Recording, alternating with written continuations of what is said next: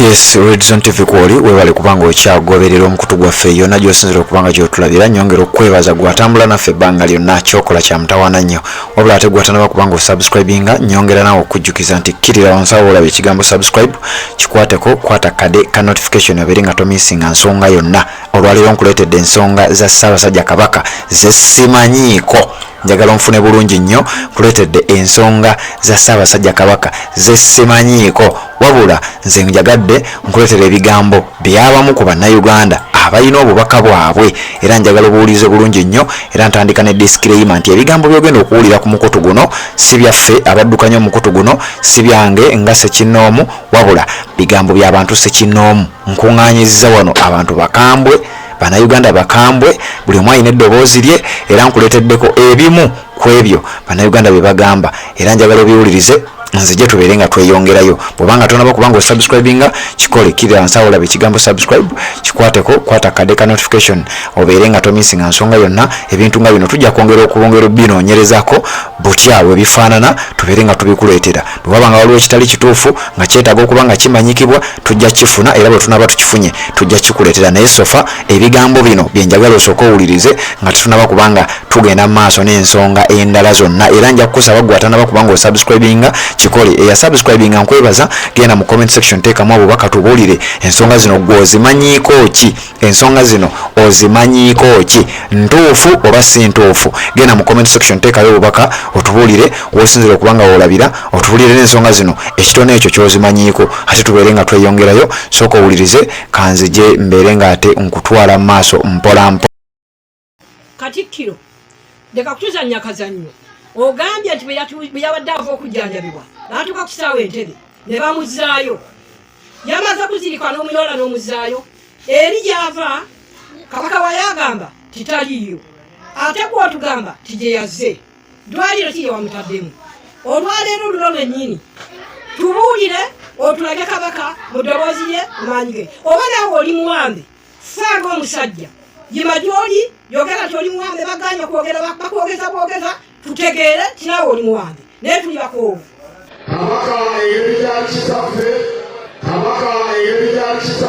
agambye nti nno ki naye nga yeeyita bweyisiso si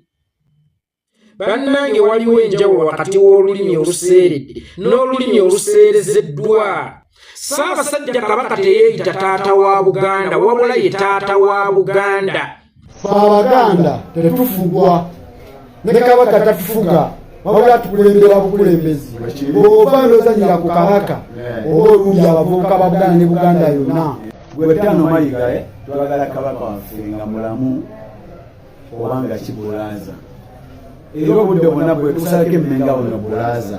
abana b'omuganda era no wiiki Kabaka bw'aba tazze notandiseko eri Obuganda okwogerako Mayiga teri kye mutugamba nebulina kye bugenda kutugamba tujje mengo tujja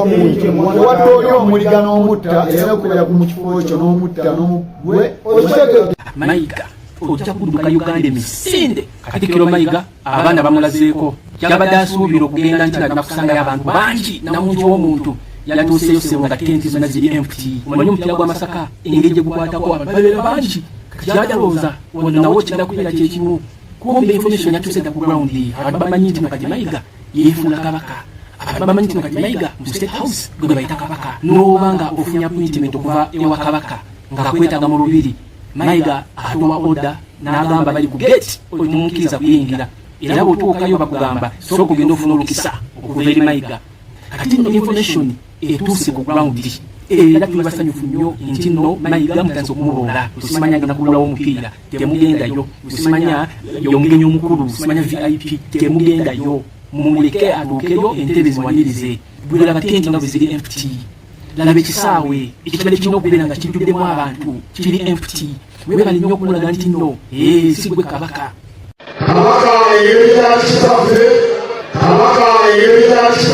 sebo muyeeyita tata wammwe Mayiga ojja kudduka Uganda emisinde Charles Peter Mayiga bino badde okyabiyita byakusaaga badde okyabiyita byakusinika mannyo mulisobola bagaze n'ogamba mbufe abatamivu b'okulumbe nyongera okukujjukiza oli newabeera musiimuzi wa mu lubiri nabe nagamba nti Kabaka ayina ekikyamu ebeera nga gwanga mujje twagala tumulabeko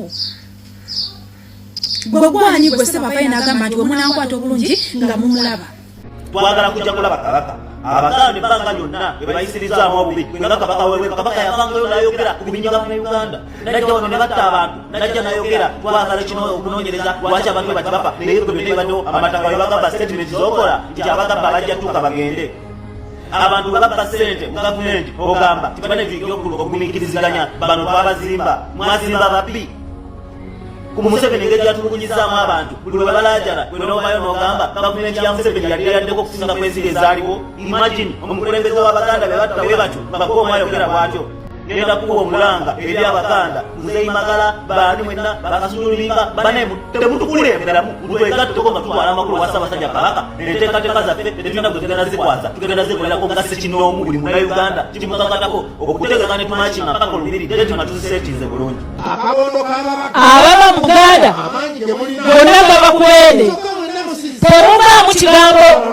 mazima mukololani nti beene mwali ng'ate ly'essanyu lyaffe mu Buganda emikolo gyonna nga gyambaga omugole tasigirwa amazaalibwa ga Kabaka Katikkiro yasigiza Kabaka Omulangira Ssemwanga Bujuuko bakijuujo babikyani namba 1 abataka bangi babula ne baleka okwemulugunya ku Katikkiro amaanyi gakozesa atasobola okukola emirimu gya Ssaabasajja Kabaka kati yalonda n'okutikkira abataka gwogwo muli musigo gwe Katikkiro Mayiga Ssebo Peter Mayiga Katikkiro twakwasa Kabaka waffe kakati yessaawa okutubuulira Kabaka waali Kabaka yafudde Kabaka muwambe Kabaka ali luddawa ensamavu tezisobola kutusinza amagezi tosobola kulinnya mu kirinaka ne mukiyumba kyansanafu zirwanira Kabaka waazo tosobola kukwata ku kiyumba kya njuki zirwanira Kabaka waazo tosobola kukwata ku naka ne kiswa ebyege zirwanira namunswa naye ffe Abaganda tuli luddawa Ssebo Charles Peter Mayiga mulimu bye tutagenda kubaganyizaako birowoozo mulimu bye tutagenda kufukamirira kutandika kuteesaako wano bava ne bagamba Kabaka muwogo butano vaino tunyumiza nga simanya alajewo ebimuli ekyo ne tukimira kuba ye twali tumulabako ne mulimu bye tutagenda kugumiikiriza omumanyi gwe omukuza gwe bawa obwokuza n'oganira mu jjo oyinza okulowooza nti ennyumba yonna eba yafuuka yiyo twakamala ennaku nne nga tubanja Ssaabasajja Kabaka waffe amawulire gakava emmengo ow'ekitiibwa Peter Mayiga fe yatuyise batamiba babanja Ssaabasajja Kabaka nga bwe tosobola kulemesa nteekateeka za lumbe ekyebuziba olwani era ye Mayiga ne bano bwe batabangula Buganda baposize mu luka Ssaabasajja Kabaka mbunga ke kabonero akalaga mbu Ssaabasajja gyali ateredde entende namba 1 tetulaba kubanja ku mmotoka tubanja nnyini mmotoka si nkofiira nnyini nkofiira kinanjukirwa nga twetwabanja Ssaabasajja mu kutandika batulaga ne Ssaabasajja w'e Kenya Omukikiyu kati famanyi Ssaabasajja waffe ne tugamba nedda owaffe tafaana bw'ati leero batulaze emmotoka banezi ensonga si za byabufuzi si za malwaliro masomero si mafuta bicani sabuni nedda zino ensonga za nnono za musaayi olright kati eri abawuliriza bakyabba Safama ne BBS terefayina mbu eyaffe bwe mubeera nga amawulire g'obuyinike g'omutanda mulinze gawuliriza kweze media houses ebbiri nyongera Bajjukiza tekibangawo tekiribaawo era tekirisoboka kali kaakaseera mpuliriza nga omutanda bigambibwa nti bali mu nteekateeka ezimugyawo